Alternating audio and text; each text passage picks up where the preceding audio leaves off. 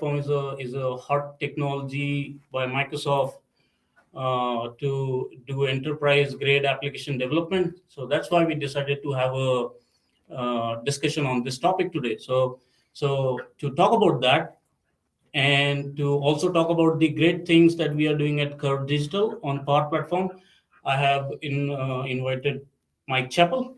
So Mike Chappell is my colleague. He is a solutions director at Kerv Digital UK. Welcome, Mike, and thanks for joining us. Thank you for having me. So, okay, without wasting much time, guys, so let me jump straight to my question one. And Mike, we would like to understand from you, what is Power Platform, and how does this model differs from the conventional application development?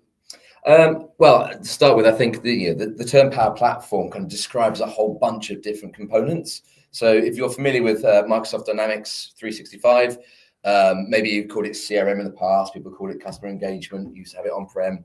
That kind of spawned a whole bunch of utilities and a whole bunch of kind of processes and procedures, which have now spun off and become the Power Platform. So it creates a number of components that enable you to build things quickly, securely, creatively. So it starts with something called the Dataverse.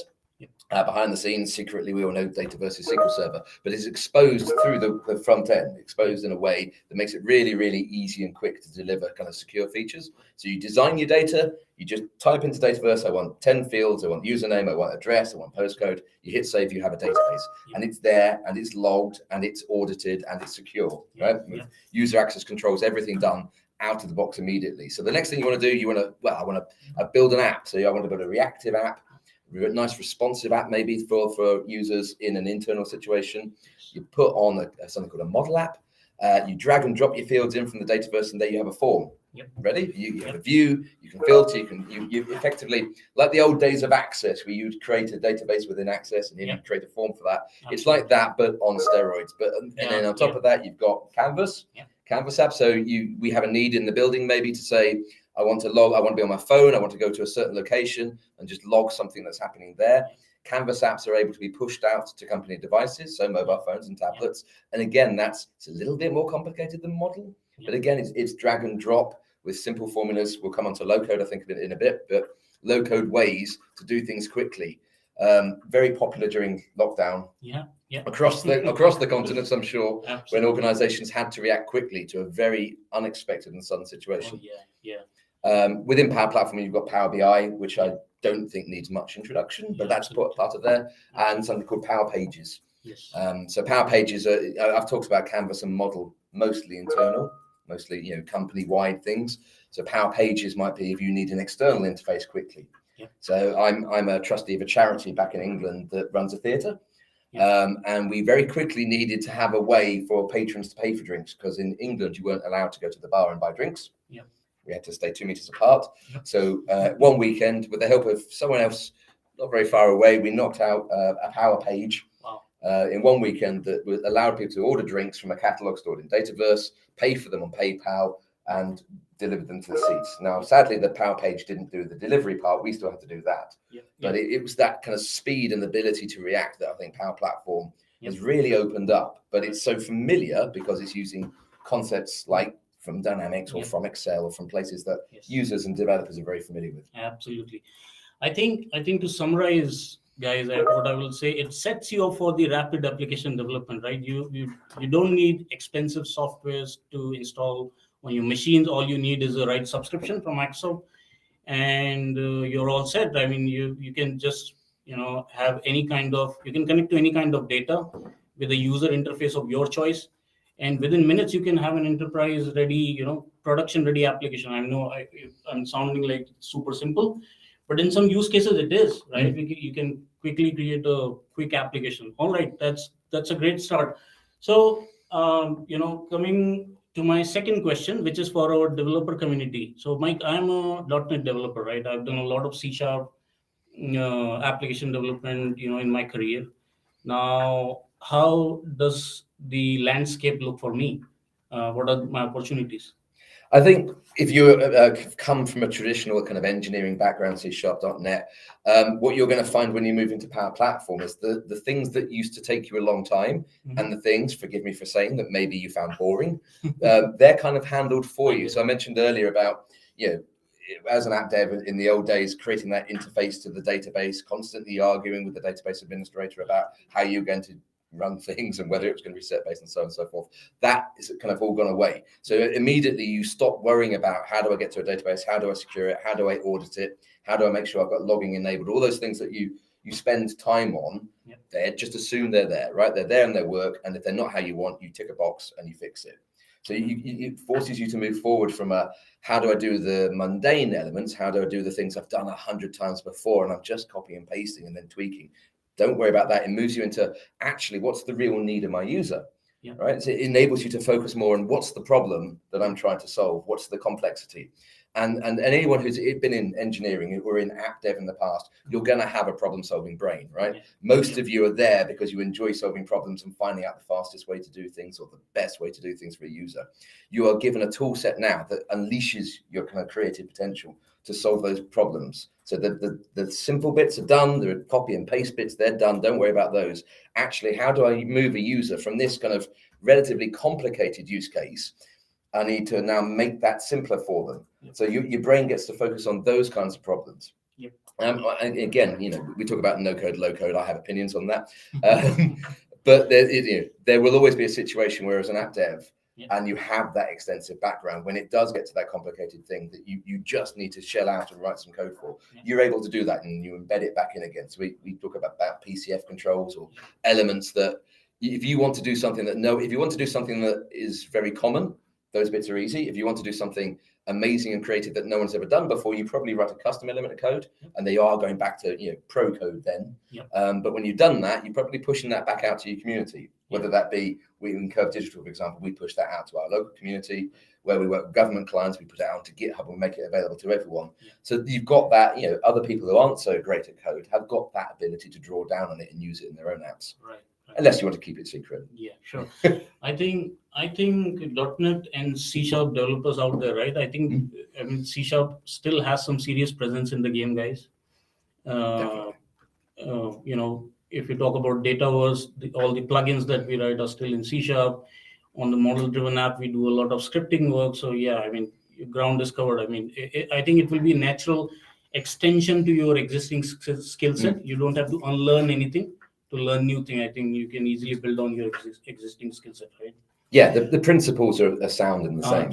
So it's speed you can go at that is changed. That begs us the next question, right? Mike, where do I start? Like I said, I'm a .NET developer. Now I want to start Power Platform. What's the baby step I take, or what's the step one that I should take? It depends on the kind of learner you are, I suppose. But so for me, I'm very much I learn by doing. So I would go out and so you can create a demo environment. So I think it's at home.net. Is it still at home.dynamics.com? We'll find out. We can put a link out there. But you can create a demo environment. Sorry? I think it is. Yeah, good. My memory is not too terrible. If you've got an Office license, you probably already have some of the capabilities in there. If you haven't, or you're in a situation where you don't want to, say you're in a work tenant and you want to play a little bit, then you can create your own home demo environment. That gives you somewhere to experiment and play. And I don't think I shouldn't maybe say this on the recorded thing, but I don't think there's a limit to how many times you can take out a demo. So, you get to play a lot. And if it's being renewed every 30 days, then that just forces you to be good at saving things. Absolutely. But I can also heartily recommend Microsoft Learn. So there was a time where, forgive me, Microsoft Learn wasn't the most amazing resource, right? You would go away and you'd get external training to try and up your game, or you'd spend a lot of time on YouTube. Microsoft Learn is actually really good now. So there's a course called PL200. It's not the best named course, but a course called PL200. That will take you through, I believe, the basics up to a reasonable level of each kind of component or Power Platform. And it does so in a kind of guided way. So it present, this module is going to be on how to build a Canvas app, and it will talk you through the basics, and each step is 2 or 3 minutes long, and maybe the longest one is 10-15 minutes. So it's something you can easily achieve whenever you've got a free moment. We've all got busy lives, but it's something you can get through easily. But also the community is huge.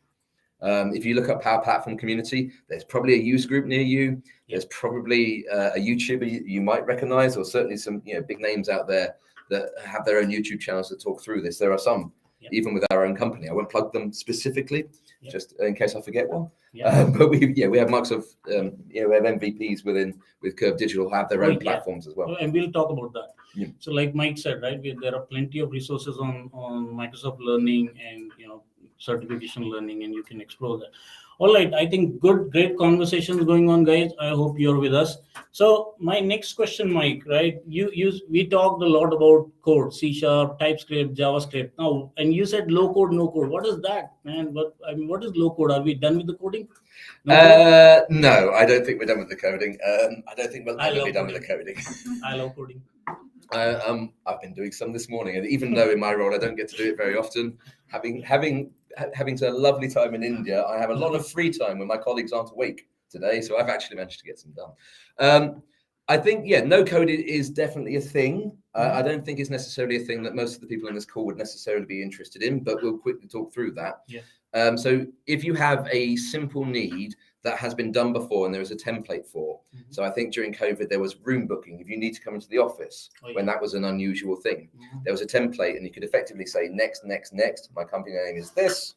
My rooms are this. This is how I want to do, and you hit save, and that would generate a simple, fairly bland looking but working app that you could then push out to your inventory, and that use case is really, really good for a whole bunch of people. I think for this call, you're probably not interested in that. You're probably interested in what the difference between low code and pro code is. So I think in the scenarios we're talking about, there's probably never a no code environment. If it's a no code thing, Kerv don't really need to be involved. We can advise, but we don't need to build anything. Low code is going to be familiar. So there's a language or expression feature set called PowerFX.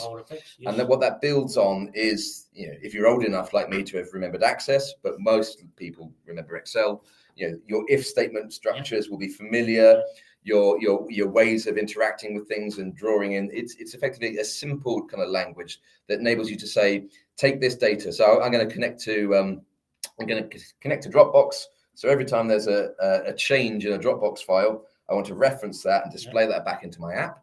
Then you can do that with one line of code, collect the information from Dropbox, and then you maybe place that into a variable, and then a variable you put into a grid view in your Canvas app, and suddenly all you have to do is then publish that app, and with that one line of code, you're querying Dropbox and pushing the information back into an end user. And talk about integrations, right? I remember, with the arrival of Power Platform, integrations I don't think have been, have never been so easy, right?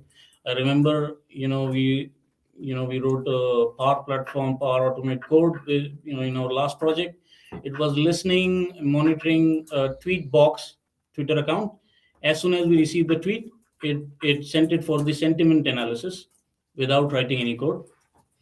Then once we received the sentiment score, we sent it for case creation dynamics, again, without writing any code. Then based on the sentiment score, again, we were sending it to a third-party API for the grievance redressal mechanism to log a grievance in their external system, again, without writing any code. So I don't think, if in the pre-low code world, if you would ask me to give an estimate of that, probably I would give a large estimate, right? So that's a few points. So it's a magic. Sometimes it really feels like magic. You're not writing any not a single line of code, but still able to manage a lot of work done. That's amazing. All right, great things going on. All right, so now let's move on to our next question, which is around the work that we are doing at Kerv Digital. So Mike, would you like to talk to us about the work that we are doing on Power Platform? What are we doing? So we've got a large number of clients, but each of them have different needs depending on their maturity, depending on where they are in the kind of their journey into this space. So we've found some clients. So I spoke to, I won't name them because I'll be careful. But I spoke to one client recently, and they had during lockdown kind of struggled a little bit with their IT capabilities because people couldn't come into work. The capabilities they had been lessened. They kind of jumped in and straight away kind of started building Canvas and model apps that enabled them to run very significant transport infrastructure. And we find we have with those clients, our job is to come in and they'll have, say, 20 or 30 apps that they'd like to put out fairly quickly. And then we'll kind of get on with that. We'll go through the user requirements. We'll talk to the users. We'll sit down with them. And one of the beauties about Power Platform is that you no longer have to go away necessarily and wireframe things up and back and forth on that and scrabble them out, and hand them off to a UX person and come back again. You can live screen share with your end user, the person that wants the app, and say, what if it was to look like this? How would you like it to look like that? Oh, I'd like the button to be green. Well, that's fine. That kind of scenario. And we get to the point where we can get user stories together in days, and we can be building apps. I think the last complicated one we built, we turned over in 6 weeks. Simpler ones, obviously, the integration I wrote this morning, when I actually had some free time, it took about 15 minutes to integrate one system into a database. Other customers that we like, they're a little bit more nervous about, getting straight into this really fast pace of delivery. So for them, there's something called a center of excellence. And it's a center of excellence kind of starter toolkit. So we've built some things that enhance that toolkit to make it even more user friendly. But the base one from Microsoft is pretty cool. And with them, we're kind of putting that in first, and that gives a whole bunch of extra governance and controls. So going back to my point, you don't have to worry about, not worry about it, but don't have to worry so much as developers about how this stuff is governed and controlled. There is toolkits around that. So for them, we put the toolkit in first, and then we might enable their citizen developers to start to build things. And in that instance, we might be supporting those. But more often than not, we're kind of establishing those first use cases. And that goes through, we've done power supply companies, transport companies, charitable organizations. And what we can deliver is, alongside those large business transformations that we're in Kerv Digital are most famous for, those whole scale, entire kind of enterprise-wide architectural uplifts. Alongside that, we can be delivering, and here's an app to locally recognize people. And here's an app to make sure that we're checking all the forms that are coming back in. So your comment earlier about having something do sentiment analysis, that's a great example too. There are organizations that still run on paper, and there's a room maybe somewhere where they scan in those bits of paper. We'll have Power Platform, read that scanned in document, do the sentiment analysis on it, and work out, actually, this is a complaint, should go over here. This is a new query, it should go over here. And again, without writing much code? No. So the code will come in, but the code will come in. So a good example was we were trying to do a case management system. So they had that scanned in document. They said, I need help, and I need help at this address. And the client there was very specific that they wanted to use a certain addressing technology. So we wrote a custom component and dragged and dropped. We wrote that in code. To use, it was Google Maps. We wrote this specific thing to use Google Maps and display it in the way the client wanted. Wrote that in code, published that, pushed that into the Power Platform, dragged that into the form. So they were going through their case flow process, saying, I've got this query from this person, and the user, obviously, that's brilliant, but I can't really visualize that. And there's that custom component that visualizes them. No wrench in the journey, no confusion to the user, and then they go on to the next stage. I should point out, Bing, you get out of the box. They particularly want to Google. Great. We have built some accelerators, haven't we? Yes, that's a great point. So going back to my earlier suggestion that not many devs like to do the same thing again and again and again, we noticed that. And so that's one of the reasons. I think there's a few good reasons why we do this. So one is, no dev likes to write the same thing 100 times. It gets boring, and we don't like to be bored. Certainly not in this organization. So there's logic in having these common components that we can put together. But also we work a lot. The mantra, the mandate. What we do as an organization is we try and do well, but we try and do it by doing good. So if we're working with charities, which we do a lot, or central government organizations where they're improving safety of the countries, we don't like to charge for things which we've already done. What we'd like to do is kind of deliver what we already know they're going to need up front, maybe tweak it a bit, but deliver what they need up front and say, right, let's not start from the bottom. Let's start from, a good percentage of the way in. And then we can work on the things that your use case is more particular to. So we call those accelerators. So we mentioned about Center of Excellence Accelerator. So out of the box, Center of Excellence will allow you to find all the artifacts created by people who've left the organization. And we'll warn you about that. And that's great, because you now know, hang on a minute, Mike wrote this really cool app this morning and then he left, flew back to England and never was seen again. Hopefully not. But, if I had done that and I hadn't created it in a way with service accounts, I hadn't created it in a way which was sensible, that flow at some point, or that code at some point, was suddenly, when my account got deactivated, maybe not work. So that's great that we're warned about that out of the box. So the Kerv Digital Accelerator goes on top of that, says, yes, here's the warning about it, but also here's some things you can do. Here's a button to maybe quarantine the app. Here's a button that takes you away to suggestions around how you can fix this or how you might want to bring this in. So for each of those capabilities that exist, our accelerator will expand it. Yeah. And that's based on having spoken to so many different clients and taking those use cases that we see time and time and again and just putting that there straight off and saying, you're bound to want this. So here you go. If they don't want it, that's great. But yeah, more often than not, we see people with the same kind of needs again and again. That's what our accelerators are there to support. I have seen some of the accelerators, if not all, and I think it's a beautiful mix of, low code and pro code approaches. And it's extensible, right? We can extend it, expand it. It's extensible. You can have more solutions baked in. So yeah, I mean, the people out there who love to code like me, it's there. I mean, please. Yeah, the feature requests is the moment you put an accelerator into organization, suddenly they realize what's possible. Yes. Those feature requests are coming straight after. Super good. So guys, I think it's going great, and that brings me to the next question, which is everyone's favorite topic today, ChatGPT. Because ever since it has arrived on the horizon, guys, it has sent some massive shock waves to the fabric of technology, right? And everyone is feeling it, Mike. So what do you think about it? Is AI replacing humans? No, and it's not, to my knowledge, creating robots either. At least not yet. No, I see ChatGPT. So we've been speaking, for a number of years now. At the beginning of the year, we'd all talk about what our strategy and vision for the year is and what we think the big tech advancements are going to be. And we've been saying AI for a while now. A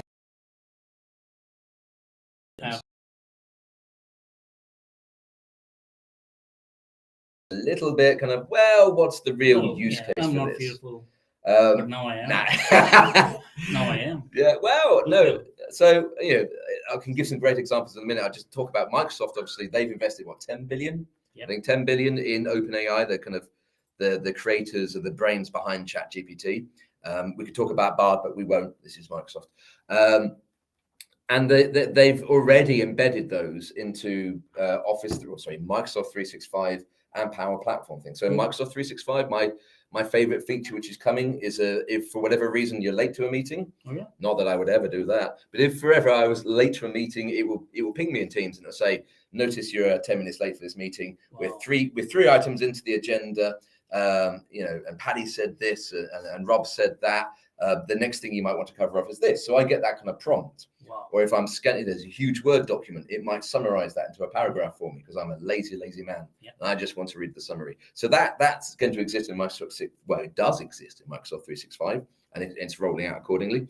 But in Power Platform, we often do these things where there's a big whiteboard behind us. So maybe we draw up an idea of how we might want something to look. That's cool. Take a photo of it.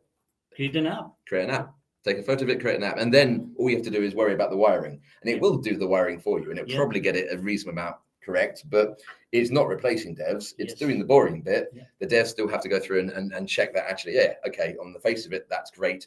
Here's where the complexity comes in and take it forward from that. But it's also a really useful tool. So we haven't talked about Copilot, but Copilot exists for devs, right? You can go into it and say, could you knock me out a button that calls JavaScript to do, suddenly change the screen to green? I don't know why you do that, but you could do that. I was in earlier when I was doing this thing earlier, and I'd called an API and I'd got a response back in Flow, and it sent me a JSON back with all the fields, and I thought, those are the fields I want to store in the database. I am too lazy to write a create table statement. I've been doing this for 20 something years. So I just asked ChatGPT, here's the JSON, create me a create table statement. Here you are, here's the TSQL, here's an insert statement. Maybe you want to consider these indexes. Great, copy, paste, that bit's done. So there's a whole bunch of ways in which it's going to make us quicker. The estimate is, developers who use Copilot and similar tools will probably get a 20% uplift in their ability. I think, again, it takes away some of the mundane elements, the boring elements that it's always worth checking. Don't just copy and paste and fly with it because, it's still relatively preview. You're looking and it's learned from a really capable source. But my word to the wise, always double check before you hit commit or hit F5. and it is there, and it will take us forward, but it isn't a creative human being, right? It is not gonna. It'll do exactly what it's told, and it'll do it in a really kind of capable way. And it might suggest some other things that you want to do afterwards, but and only based on what other people have done before. It can only learn. It's not creating. So we're there to be the creators. We're there to have the ideas. We're there to be the kind of imaginative person that solves the problem. It's there to do the legwork. If that makes sense. Absolutely. I will give the audience my little hack with ChatGPT. So in one of my projects, I was doing some documentation, and I really needed a lot of diagramming work. And then I asked ChatGPT, hey, can you give me the mermaid script for OAuth flow? And within the blink of an eye, the whole mermaid script was there. I just copied, pasted, and there was a beautiful OAuth diagram generated. So yes, I mean, the text generation has gone to a new, different level altogether. It did my ERD for me. Fired it out in plant UL. You plant UML. Copy and paste that into Draw.io. There's my ERD drawn for me. Thank you very much. It failed for me when I tried to generate the plant UML, but that is. We'll do that. We're having a session. Yeah. Anyone in the building, we'll work that one out next. All right, guys. I think I'm loving the conversation, and hope you guys too are. So next question, Mike. I want to talk about the work that we do at Kerv Digital and the great team that we have. So would you like to talk to us about the great technology team at Kerv Digital for our audience? Yeah, certainly. So we are, Kerv Digital are, I'm not sure if I'm allowed to say this, but we are a bunch of geeks, right? So our founder used to be, our founders were developers and salespeople. Our chief executive officer used to write PHP. We've come from a very kind of technical background. If you watch us on any of the Teams calls, you'll probably see a whole bunch of fairly geeky stuff behind us as well. We're all into our technology, and so the technology team in a technology company. We are definitely all about the latest and greatest. So I mentioned it a moment ago, but when we are done here, we are going over to that room over there, and we're going to work out how we can embed ChatGPT into flows, which is part of the Power Platform. I forgot to mention. So there's, I think, do you want to talk about the structure of it, or the wider organization, or the clients? Yeah, I mean, what do we do? Do we only do Power Platform, or do we other technologies? No. So sorry, that's a really important point. So yes, we are very much into Power Platform because we love it, because of the speed we get to deliver things for our clients. We're also into Dynamics. So the what we call the first party apps, still technically Power Platform. But we do our ERP, so Business Central, another Microsoft product. We're heavily involved with kind of Dynamics and Business Central, and how they integrate and how they can, part of that digital transformation I alluded to is you often need a number of different SaaS tool sets or PaaS tool sets in order to transform a business. Massively into data science. So one of the exciting things, and obviously what ChatGPT trained on, is really significant data sets, really cool kind of expansive data transformation projects. Organizations are really, really good, we find, at capturing data, not necessarily as mature or amazing actually getting results out of it. We talk about data lakes, or people talk about data swamps. A good part of our business is about how to make that data more intelligent, and there's a whole bunch of tools that we use with Microsoft that enable us to expose that information in a much more meaningful way, train AI models, etc., that can deliver outcomes for customers. And we do the more traditional stuff as well. So there are a good portion of us here who do still just I say just write that code, right? It's like they're outside of Power Platform, where you do need to pro code extend it. There are people who just do pro dev code. So we might be building a specific app for phones that it's not for a Microsoft organization, because not all our customers are fully embedded in Microsoft. So there's a whole range of different things we do. I just get excited about Power Platform. Talk about customer service, Mike. I mean, do you think there is a tectonic shift in the way we are doing customer service using Power Platform and with the large language models? What do you think? I don't think we've necessarily realized it as yet, but if you think about what these large language models can do and the learning you can have on them. So picture a situation where you have a very large organization that gets thousands of queries a day, and it's just not staffed up to cope with those. It's maybe a charity that chatbots doing self-service without needing a real agent. So you would have very similar requests coming through. You've probably got a website somewhere that details actually the answers that people can't read or are too lazy to read, or for whatever reason they're not self-serving, they're coming through, you can hook that up to those language models. Yes. So Microsoft have embedded, it's called Viva for customer service. And it can kind of scan through what the user's saying. It's already scanned, absorbed, and aggregated the content of the user guides, if you like, that domain knowledge that exists within the client. And it can, you could either, if you're very brave, say, just automatically respond to my customers for me, which a lot of chatbots do now.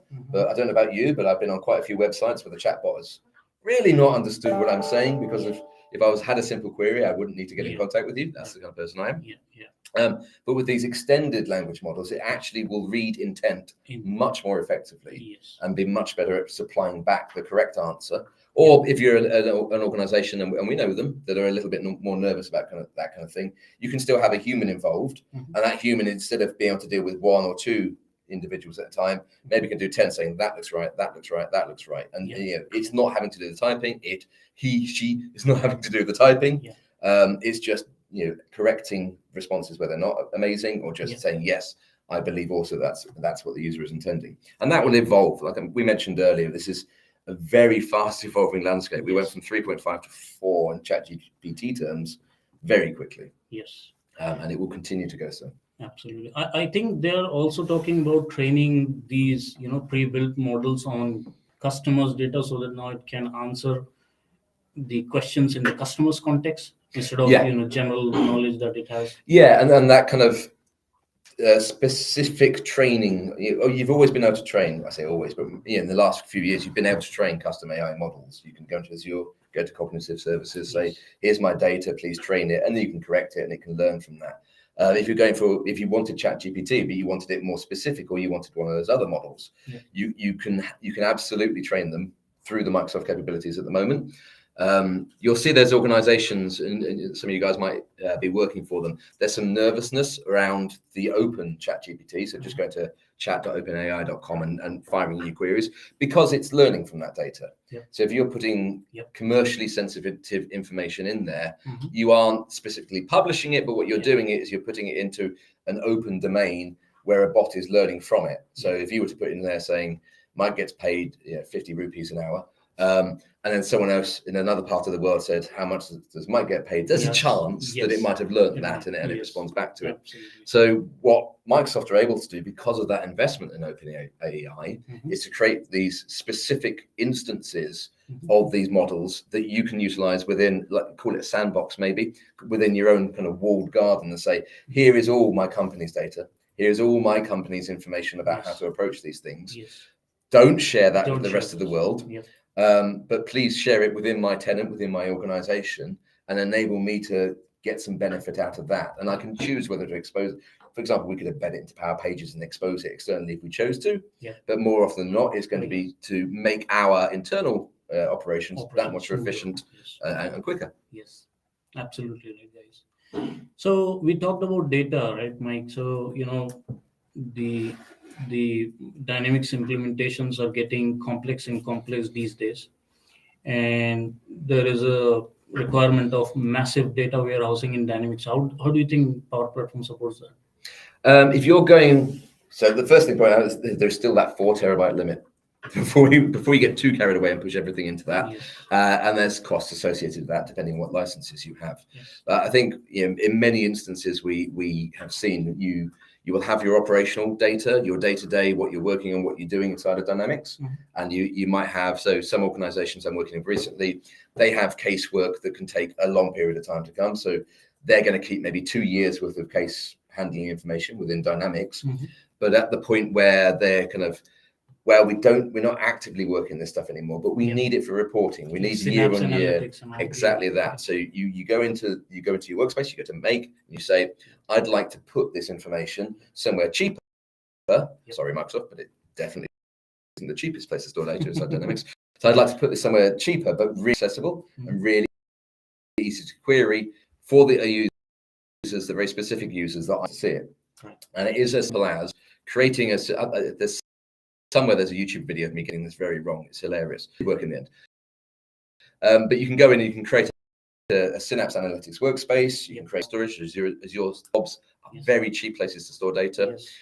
And you say, dear Dataverse, Yeah. the database we talked, please put a blob and stick Absolutely. synapse on top of it. So for me, you're a SQL guy, I can query bytes of information that used to be in Dataverse. Yes. And some of it might sitting still happily. be aggregated, sitting happily, still in the cloud, still within my safe tenants, still only accessible to the right people. But I can now aggregate, years worth of information really, really quickly, Yes. and I'll put on top of that so that the executives can see it in a graph. Absolutely. So, guys, we are approaching towards the tail end of our conversation. But Mike, you said we are now able to manage large amounts of data in Dynamics and Dataverse, right? Using Azure Synapse Analytics. So then, what do I do with data if we add Power BI to the equation? Well, you put Power BI on the top, and what you've done is actually democratize your data. Yes. I don't know if that term means anything to everybody. Sorry. So what you do is you make it accessible to everyone. So I can write SQL. We can probably, in this room, probably a lot of us can write SQL. Yes. Some of us can write even more clever stuff. Yeah. My big data days are a bit behind me now. But that's not necessarily what your boss is going to want to do. That's not what your end users are going to want to do. Yeah. But they are going to need to benefit from that data. Yeah. So it is as simple now as saying, dear Power BI, here is the data that I have in Synapse. Along with that, on the process of moving it from Dataverse into Synapse, it's discovered all the metadata, all the information that describes the data. Power BI can draw on that. Mm-hmm. And you can say, I'd like a graph of how many cases have been submitted day by day for the last 3 years. Yes. Drag, drop, there's the information. Yep. And you can publish that and you can push that out. You can either embed it back into Dynamics or into the wider Power Platform, or maybe you've got a very specific MI department, the business intelligence department, that has a whole bunch of other reports in there. And you can just take that kind of universal resource that Power BI will create for you and embed that in your wider reporting system. And so when I say democratize the data, what I'm meaning is you're making the learnings that you get from having this much information about your customers available to all the people that could need it. You don't necessarily have to give them details, but you can give them that kind of wider vision that enables those people who make the decisions, the SMEs, the leaders, to immediately understand, things have changed. I need to react to that. Yeah, absolutely. I think that was a great discussion, Mike, and thank you very much for that. I think what we understood today from our conversation is that Power Platform is indeed a great technology for building enterprise-grade applications. It has large data processing capabilities. It has integrations available using low-code, no-code approaches. There are flavors available for the pro-code developers out there. And I think it has got ground covered for pretty much every one of us. So I think that was a great learning. And I hope, guys, you enjoyed this discussion today. And we leave the floor open for any Q&A now. I think.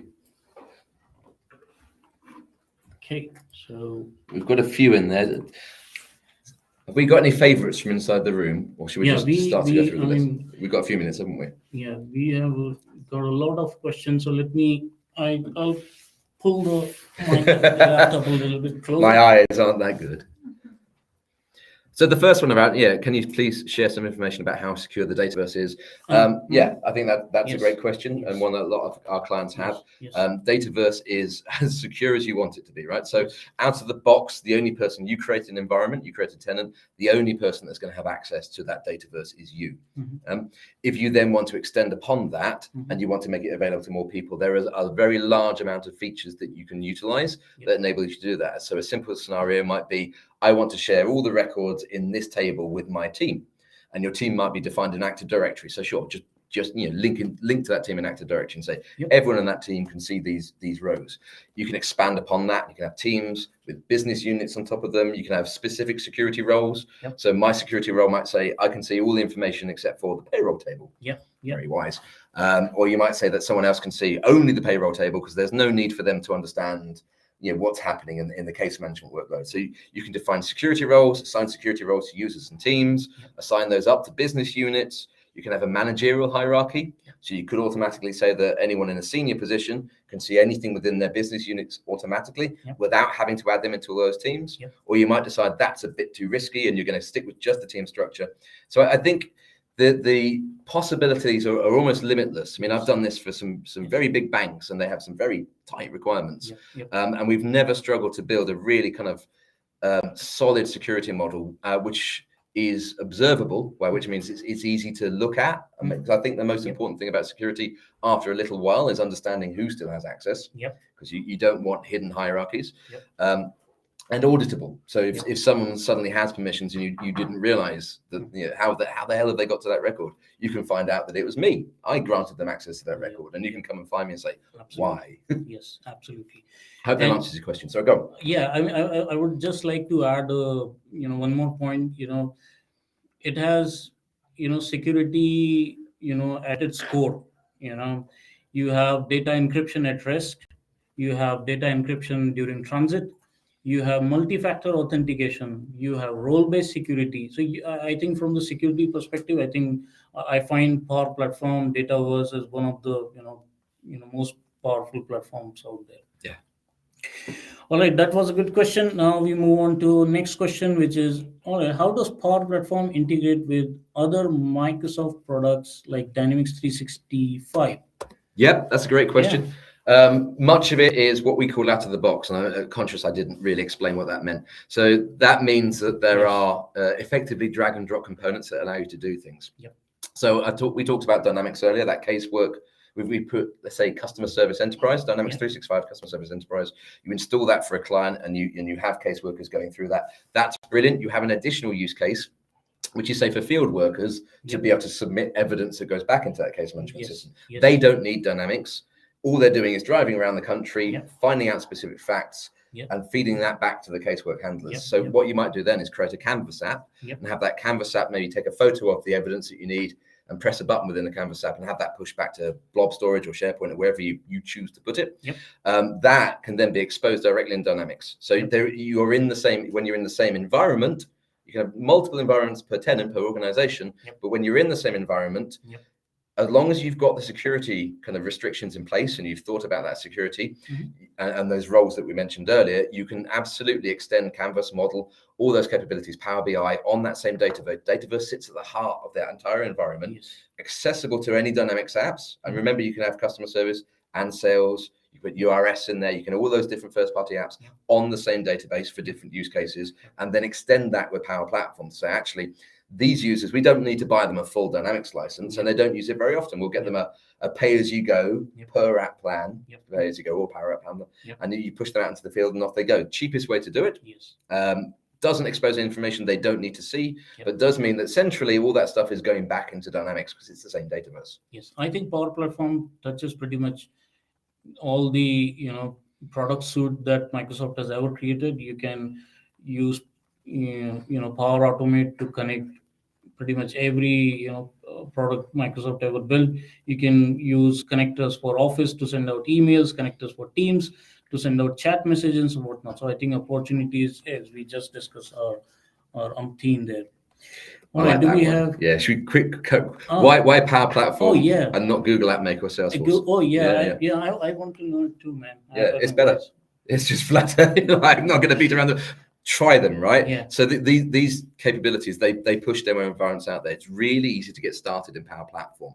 Why? Because we're so confident. Well, Microsoft is so confident that it's the right solution. So, but if you this is what we do for a living. I'm obviously biased. Go out and try it. Go and get demo environments, those things. If you're wondering what to do in your career, you can get demo environments out and just see how quickly you can build this stuff, how quickly you can extend it. Invent a use case in your head, right? So I've got some things I volunteer at. I've got some use cases I can think of. I try it and I deliver it quickly. I have used Salesforce. Don't get me wrong. Salesforce, very good product. Google Apps, very good. I do like them. I'm not, I don't say don't go and do those things, but I have done those things, and I've ended up here. I have not done a lot of Google or Salesforce stuff, but I think they're also catching up. Google is trying to get some foothold in AI world with their Bard. Hopefully still it doesn't answer the not as good. Still good.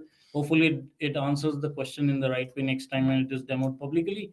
But I think they are also catching up, and I think only future will tell us. I think we are good. And do we have any more questions? I think we're more constrained by time than questions. Oh, we have. There's loads actually. We might have to try and come back to these after. To come back to this, I can. And we are, you know, as technologists in Kerv Digital, we genuinely do love technology. I've got an Android and an iPhone. I've got a Linux machine, a Windows machine. I've got a Mac. You know, we have all this. We love technology. We're consumed with technology. We have just through experience ended up where we are based on when we've tried to do this before. This has been the most effective way of doing things. All right, guys. Last question, and I love this question.